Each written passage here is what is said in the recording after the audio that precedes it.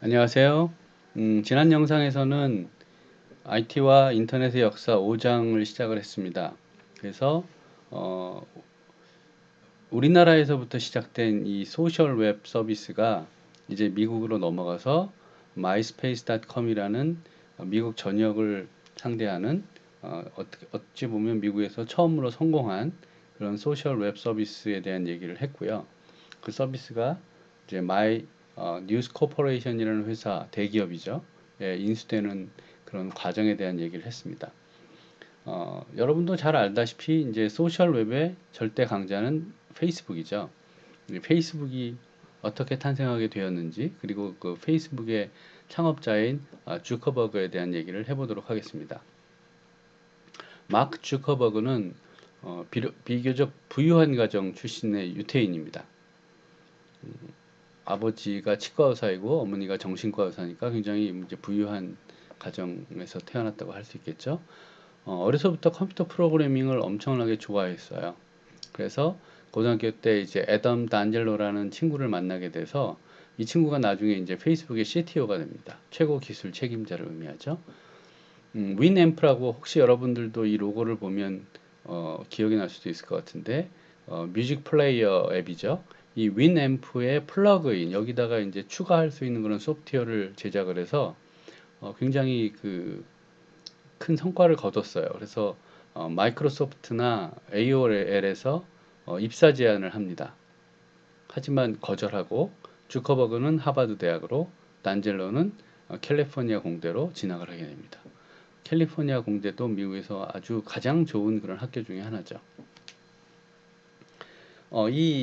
주커버그가 이제 하버드 대학에 진학한 후에 보통 그 고등학생들이 이제 졸업을 할 때 그 졸업 사진이 쫙 있고 학생들의 신상 정보가 쭉 들어가 있는 그런 자료를 나눠줍니다. 왜냐하면 졸업한 이후에도 서로 연락을 하라고. 이 당시만 해도 뭐 페이스북이 없었던 때잖아요. 그래서 그런 정보를 나눠주는데 그걸 이제 디렉토리라고 하죠. 근데 그 하버드 대학은 그 이런 학생들의 기본 정보와 사진 등이 들어있는 디렉토리를 제공하지 않았다고 합니다. 그래서 이제 주커버그가 그걸 좀 요구를 했는데 학교 측에서 사생활 보호를 이유로 거절을 했다고 해요. 그래서 이제 그 워낙 프로그래밍을 잘 하기도 했고 또 이런 친구들이 가지고 있는 약간 그런 그 저항 정신이라고 해야 할까요? 반골 정신? 뭐 그런 거 학교를 좀 골탕 먹여야겠다 이런 생각도 좀 있었겠죠. 그래서 대학 전산 시스템을 뭐 해킹을 합니다. 몰래 들어가는 게 해킹이니까요. 그래서 페이스 메쉬라는 이름의 서비스를 하나 만들어요.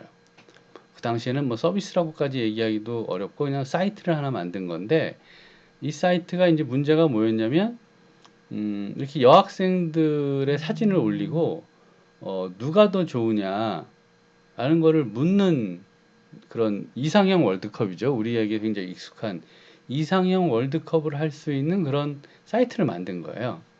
근데 놀랍게도 이 사이트가 4시간 만에 한 500명이 방문을 하고 하루에 막 2만 명 넘게 조회하게 되는 그 대단히 성공적인 서비스가 된 겁니다.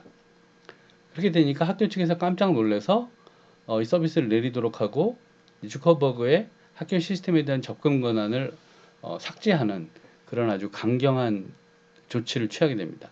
주커버그는 아마 좀그 학교에서 벌도 받고 그런 걸로 나중에 영화에서 나오고 합니다.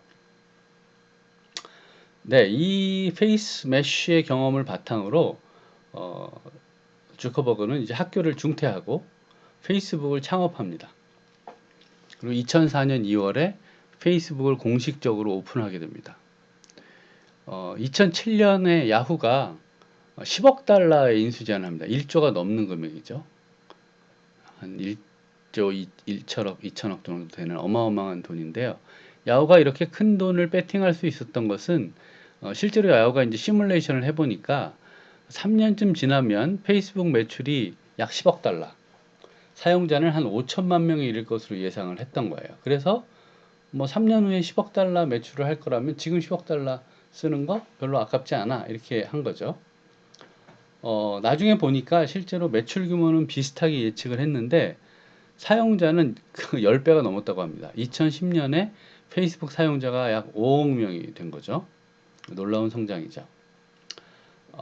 마크 저커버그는 창업 초기부터 이 해커 정신을 강조했습니다. 자신이 해킹을 해서 사업을 만들어낸 것이기도 하고요. 그래서 뭐 해커웨이라든지 해커들의 방식, 해커톤, 해커들이 모여서 뭔가를 만들어내는 거죠. 마라톤 같은. 해커와 마라톤을 합친 겁니다. 보통 지금은 이것이 이제 뭐 1박 2일 또는 2박 3일 동안 자지 않고 밤새도록 개발을 해서 뭔가 하나를 만들어내는 걸 이제 해커톤이라고 하는데, 해커먼스. 뭐 이런 여러 가지 페이스북의 기업 문화를 만드는 데 있어서 해커와 연관이 깊고요. 또 재미있는 것은 요게 이제 그 페이스북이 지금 그 미국 그 실리콘밸리에 이제 그 회사, 미국에서 이제 이런 걸 캠퍼스라고 부르는데요. 대학만 캠퍼스가 아니라 회사들도 굉장히 넓은 지역을 차지하게 되기 때문에 캠퍼스라고 부르는데, 이 페이스북이 어, 우리가 앞에서 배웠던 선 마이크로 시스템스 본사가 있는 그 본사를 인수해요. 근데 그 본사가 있었던 길의 이름이 윌러 로드였는데요. 일로 이제 사옥을 옮기면서 아예 주소를 해커웨이 1번지로 바꿉니다. 실제로 그래서 페이스북의 주소는 여기 있는 것처럼 캘리포니아, 이건 우편번호고요. 먼로 파크 해커웨이 1번지. 먼로 파크가 아마 시 이름일 거고요. 해커웨이 1번지예요. 진짜 주소입니다. 그래서 현재 페이스북 본사 공식 주소는 캘리포니아 해커웨이 1번지 먼로 파크 이렇게 돼 있다는 거죠. 이것만 봐도 페이스북의 창업자인 이 주커버그가 얼마나 해커의 굉장히 그 해커 정신을 존중하고 해커 정신을 중요하게 생각하는지를 보여주고 있죠. 페이스북과 주커버그에 대한 이야기는 여러분들이 중간고사 대체 발표 자료로 낸 것 중에 우수한 발표자들이 많아서 그걸 좀 제가 그 중에서 선정을 해서 여러분들에게 한번 소개를 할까 합니다. 거기서 이제 자세하게 지금 제가 한 것보다 훨씬 자세한 얘기들이 나오게 될 거예요. 기대하시기 바랍니다. 네, 또 하나의 이 소셜 뭐 공룡이라고 할 수 있는 서비스가 탄생하는데 그게 바로 유튜브입니다.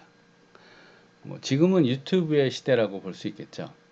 유튜브는 2005년에 페이팔 출신들이 공동으로 창업합니다. 페이팔에 대한 얘기는 나중에 이제 앨런 머스크에 대한 얘기, 이것도 마찬가지로 여러분들 중간고사 대체물로 굉장히 좋은 자료들을 냈어요. 그 중에서 제가 하나 골라서 여러분들에게 소개를 하겠습니다.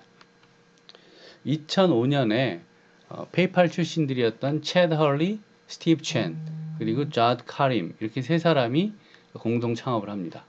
2005년 2월에 youtube.com이라는 도메인을 획득하게 되고요. 2005년 5월에 들어서 이제 베타 서비스를 개시합니다. 2005년 4월에 이 창업자 중에 한 명인 자드 카림이 샌디에고 동물원에서 찍은 영상이 있는데, 이게 이제 유튜브 역사상 가장 처음으로 업로드된 그런 영상입니다. Alright, so here we 아주 are. 짧은 The 영상인데요. elephants. Cool thing what these guys 18초짜리 is that they have 영상입니다. really long fronts, and that's cool. And that's pretty much all there is to say. 역사적인 영상이었기 때문에 그냥 한번 보는 걸로 했습니다. 이들이 이제 페이팔 출신들이었기 때문에 뭔가 또 대단한 거를 하나 만들어낼 거라는 기대감으로 세콰이어 캐피탈에서 1150만 달러를 투자하게 됩니다. 엄청난 금액이죠. 초기 창업자로서는. 하루에 약 6만 5천 개의 영상들이 업로드되기 시작했고요. 1년 만에 1억 건 넘는 조회를 돌파하게 됩니다. 대단히 성공적인 서비스로 시작이 된 거죠. 이들이 시작할 때만 해도 영상에 이렇게 사람들이 반응하게 될 줄 몰랐다고 해요. 당연히 이제 이렇게 되니까 구글이라는 회사가 눈여겨보고 있다가 아주 초창기에 2005년에 창업했는데 2006년 10월에 엄청난 돈을 배팅해서 16억 5천만 달러, 2조 가까이 되는 돈이죠. 유튜브를 인수해버립니다. 이렇게 되니까 미디어 업계에 엄청난 충격이 돼 있는 거예요. 구글이 이제 영상 관련된 서비스까지 인수를 해? 큰일 났다. 근데 이렇게 인수를 사업 초기에 대기업에 바로 인수를 하게 된 것은 이들이 사실은 그 페이팔 출신들이었기 때문에 이미 돈을 많이 벌어 놓은 상태이기 때문에 돈 때문에 구글에 넘겼다기보다는 물론 이들의 얘기입니다. 자기네들이 생각하는 것보다 너무 빠르게 업로드 영상 수가 증가했다는 거예요. 그러다 보니까 서버를 더 옵티마이즈 시켜 최적화 시켜야 되고 그 다음에 서버 비용이 엄청나게 늘어나는데 처음에는 수익 모델이 없죠. 사람들이 당연히 영상을 올려서 그냥 그걸 서로 쉐어하고 즐기게 만들어야 그 다음 넥스트 단계로 갈 수 있으니까요. 우리나라 아이러브 스쿨이나 그 싸이월드가 실패한 것이 너무 일찍 대기업에게 넘겼는데 이 대기업들이 막 수익 모델에만 집착해서 그렇게 된 거잖아요. 구글은 당연히 수익 모델에 집착하지 않고 이들의 사업 모델을 그대로 유지시켜 주는 것에 더 중점을 두는 인수 조건을 제시를 한 거고 그 구글의 인수 조건에 이 세 사람이 동의를 해서 유튜브는 아주 창업 초기에 구글에 인수되게 됩니다. 구글이 유튜브를 인수하기는 했는데요. 유튜브는 주로 UGC라고 해서 User Generated Content, 사용자들이 만들어낸 컨텐츠를 올리는 거죠. 지금의 유튜브하고는 완전히 다르다고 생각해야 됩니다. 지금의 유튜브는 일반인들이 올리는 영상보다는 어떻게 보면 영상업자들, 방송국이라든지 또는 미디어 회사들이 올리는 영상들이 굉장히 많지만 초창기 유튜브는 주로 일반인들이 올리는 영상들이었어요. 그러다 보니까 이 일반인들이 올리는 영상은 저작권에 대한 개념이 별로 없죠. 그렇죠? 그리고 이 일반인들이 올리는 영상으로 중심이 되었지만 이게 이제 아무래도 점점 사람들이 보고 싶어 하는 영상들로 확대가 돼야 될 테니까 스포츠라든지 뮤직비디오 같은 그런 영상들로 확대가 되는 거예요. 미디어 업자들이 올리기 전에도 일반인들이 이런 뮤직비디오 같은 것들을 많이 올렸어요. 자기가 다운받은 뮤직비디오를 다른 사람들하고 쉐어하려고 올리기도 하고 뭐 이렇게 한 거죠. 왜냐하면 일반인들은 라이센스의 개념이 아직 확고하지 않으니까 그럴 수 있었습니다. 이런 것들이 이제 업계와 갈등을 맺게 됩니다. 그래서 심지어 마이크로소프트의 그 당시 CEO였던 스티브 발머는 유튜브가 저작권의 함정에 걸려서 결국 냅스터는 이제 P2P 음악 서비스인데 역시 이런 그 저작권 문제 때문에 결국 망하게 됐었죠. 이 냅스터처럼 망할 것이라고 전망할 정도로 유튜브의 미래에 대해서는 여러 가지 그 전망이 엇갈리고 있었어요. 구글의 에릭 슈미츠가 바로 이런 그 유튜브를 살리기 위한 해결사로 나섭니다. 에릭 슈미츠가 직접 저작권자인 미디어 업체들과 협상을 담당하게 돼요. 근데 이제 만나보니까 이 미디어 업체들이 너무 과도한 저작권료를 요구하는 거죠. 그래서 이제 에릭 슈미츠가 돌아와서 구글의 창업자들하고 이제 회의를 하면서 설득을 합니다. 이 돈을 줄 바에는 차라리 소송을 하는 게 나을 것 같다. 소송하면 승산이 있을 수 있다. 해서 이제 소송을 하게 됩니다. 결과적으로 이 소송에서 이겨요, 구글이. 어떻게 이기냐면 안전한 항구 개념이라는 것이 이제 도출됩니다. 이 개념은 비아콤이라는 MTV를 소유한 세계적인 미디어 그룹과의 손해배상 소송에서 나오게 된 개념인데요. 10억 달러 손해배상 소송, 뭐 1조가 넘는 돈이죠. DMCA, Digital Millennium Copyright Act. Copyright Act니까 카피라이트와 관련된 법률이라는 뜻입니다. 여기서 이제 안전한 항구라는 개념이 나오는데 이게 어떤 개념이냐면 그러니까 유튜브는 플랫폼이잖아요. 유튜브에 영상을 올리는 건 이제 일반인들이죠. 그럼 유튜브는 일종의 항구 같다는 거예요. 항구. 항구로는 어떤 배도 올 수 있죠. 항구가 배를 제한할 수는 없습니다. 그럼 그 배들이 이제 왔는데 그 중에는 문제가 있는 배가 있을 수 있다는 거예요. 유튜브와 같은 플랫폼 제공 및 발행자는 컨텐츠를 다 받아들일 수 있는데 그 컨텐츠 중에 라이센스 문제가 생기는 컨텐츠가 있을 경우에 그 라이센스를 가지고 있는 사람이 저 컨텐츠는 삭제해 주세요. 우리의 허락을 받은 것이 아닙니다. 라는 요청을 할 수 있다는 거죠. 그리고 그런 요청이 들어오면 이 항구와 같은 의미의 플랫폼은 이를 성실하게 제거해 주기만 하면 된다는 거예요. 왜냐하면 내가 라이센스를 침해한 것이 아니라 그 라이센스를 침해한 사용자가 신고되었을 때 그 사용자의 영상을 제거해 주게 되면 이 항구의 책임은 다 하는 거다. 플랫폼 제공이 발행자의 책임은 다 하는 거다라는 것이 이제 법원의 판결이 된 거죠. 그래서 그동안 유튜브는 철저하게 그것을 지켜왔다라는 걸 이제 증명하면서 이 소송에서 승소하게 됩니다. 드디어 이제 유튜브가 날개를 달게 되는 거죠. 그래서 이제 저작권자들과 공유하고 협업하는 문화가 만들어지고 베버라는 서비스는 이제 유니버설, 소니, EMI와 공동 사업을 펼침으로써 유튜브를 플랫폼으로 해서 굉장히 큰 성공을 거두는 그런 서비스가 됩니다. 네, 이런 소셜 서비스 중에 또 다른 영역에 이제 블로거가 있습니다. 뭐 블로그도 이제 이미 여러분들에게는 굉장히 익숙해 있는 그런 서비스라고 할 수 있을 것 같은데요. 이 블로그는 1997년엔 12월에 존 바거라는 사람이 웹로그라는 용어를 처음 사용합니다. 웹로그죠. 로그는 기록이고 웹은 뭐 웹이니까 웹에 남아있는 여러 가지 기록들, 웹에다 남기는 여러 가지 기록들. 뭐 로그라고 하면 뭐 일기와 같은 그런 짧은 기록들을 이제 로그라고 하죠. 1999년에 와서는 이제 피터 머홀츠라는 사람이 이 웹로그에서 요 WE를 뺀 BLOG라는 말을 블로그라고 부르기 시작합니다. 이게 이제 개인에게 최적화된 홈페이지로 댓글 관리와 일정 그리고 트랙백과 같이 블로그를 연결할 수 있는 방법과 구독 등의 기술이 포함된 것을 우리가 블로그라고 부르기 시작하는 거죠. 오늘날 소셜 미디어의 시작을 알린 기술이라고 할 수 있겠습니다. 뭔가를 공유해야 되는데 내가 쓴 글, 그것이 이제 이 글이 잘 댓글 관리도 돼야 되고 일정 관리도 돼야 되고 사람들하고 잘 공유가 돼야 되는 거죠. 그런 것들이 가능할 수 있는 그런 기술이 이제 나오게 되는 겁니다.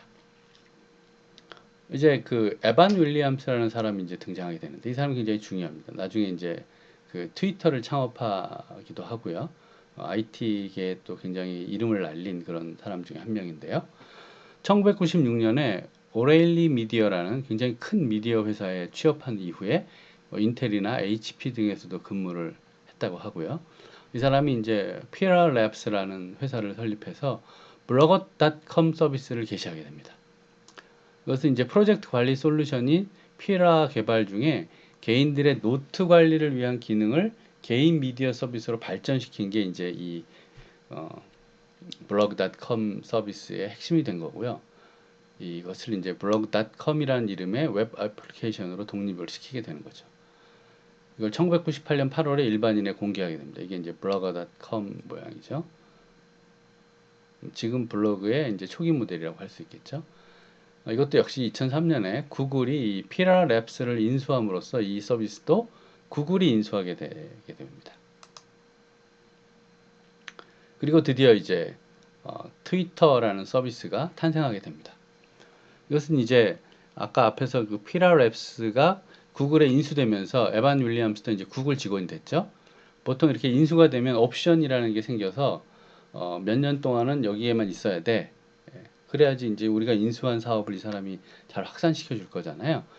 그래서 이제 그 옵션이 걸려 있어서 구글에 있다가 2004년에 이제 그 옵션이 종료된 거죠. 그리고 오데오라는 회사를 설립을 합니다. 거기서 이제 비즈 스톤, 잭 도시가 창업한 오비어스와 이제 이 두 회사가 합쳐지는데 이게 이제 바로 트위터의 탄생이 되게 됩니다. 2006년 3월에 이제 트위터.com이라는 회사가 서비스를 시작을 하게 되고요. 요 아까 얘기한 이 두 회사가 합쳐진 데에서 다시 트위터 주식회사가 분사해서 스피인오프해서 만들어지게 되는 겁니다. 소셜 네트워크 서비스이고 또 이게 마이크로 블로그보다 조금 더 작은 아주 최소 단위의 그런 블로그 서비스라고 볼 수 있겠죠. 트윗이라는 말은 이제 새가 지저귀는 트윗한다는 말에서 나온 영어 단어 말입니다. 그러니까 굉장히 짧고 제잘 거리는 그런 내용이죠. 트위터 서비스의 특징이 약간 그런 거잖아요. 그래서 뭐 2007년에는 상도 받고 이렇게 이제 확산이 되죠. 사실은 트위터가 서비스가 좀 많이 가라앉고 있었는데 이 트위터를 다시 부흥시킨 사람은 아이러니컬하게도 이 트럼프 대통령입니다. 트럼프 대통령은 그 기존 미디어라고 할 수 있는 CNN이라든지 ABC, NBC와 같은 기존 미디어와 약간 좀 대립되는 그런 그 모양을 보여주고 있었어요. 그러다 보니까 자기가 한 말이나 자기 생각이 언론을 통해서 제대로 일반인들에게 전달이 안 된다고 생각을 한 거죠. 그래서 트위터를 통해서 대통령이 차마 이런 얘기를 할 수 있나 싶은 것까지 막 트위터로 일반인들하고 소통한 거예요. 여기 보시면 지금 프레지던트 도널드의 45번째 미국 대통령, President of the United States of America로 돼 있고, 이분이 지금 팔로워가 660만이 넘죠. 네, 뭐 엄청난 팔로워. 지금은 아마 더 많겠죠. 한번 이렇게 트윗을 쓰면 뭐 몇만 개씩 리트윗이 되는 그런 그 트위터의 아주 1등 공신 역할을 이 트럼프 대통령이 하게 됐던 거죠. 자, 이런 트위터까지가 어떻게 보면 이제 그 소셜 네트워크의 발전이라고 할 수 있겠고요. 그 이후 다양한 인터넷 기업들이 또 인터넷을 어떤 식으로 발전시키고 있는지에 대한 얘기를 다음 영상에서 살펴보도록 하겠습니다. 여러분 수고 많았습니다. 안녕.